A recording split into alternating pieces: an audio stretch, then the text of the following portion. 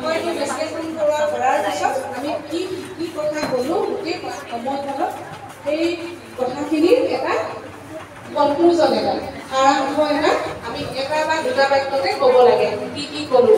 গতিকে আকস্মিক বক্তৃতা এটা আমাৰ প্ৰধানকৈ তিনিটা পাৰ্ট থাকে। প্ৰথমটো হৈছে আৰম্ভণি, মাজৰখিনি বিষয়টো বিশ্লেষণ, আমি বিষয়টোৰ কিহৰ কাৰণে বিখ্যাত, বিষয়টোৰ গুৰুত্ব কি, বিষয়টোৱে কেনেধৰণৰ ভূমিকা গ্ৰহণ কৰিছে বা কি কি গুৰুত্ব, সেই কথাখিনি ক'লো।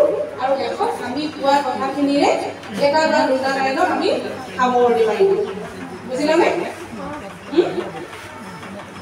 এতিয়া আমি বিষয় এটা কেনেকৈ উপস্থাপন কৰিম?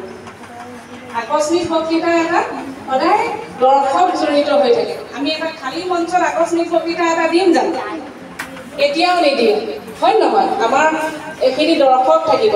গতিকে দৰ্শকক আকৰ্ষণ কৰি ল'বৰ কাৰণে আমি কি কৰিব পাৰোঁ? বিষয়টো খুব আকৰ্ষণীয়কৈ উপস্থাপন কৰিব লাগে। আৰম্ভণিতে আকৰ্ষণীয়কৈ উপস্থাপন কৰিব পাৰিলে তুমি তোমাৰ যিসকল দৰ্শকে চাই আছে তেওঁলোকক তোমাৰ কথাখিনিলৈ আকৰ্ষণ কৰিব পাৰিবা। আচলতে যিকোনো বক্তৃতা অনুষ্ঠানতেই আমি সদায় দৰ্শকক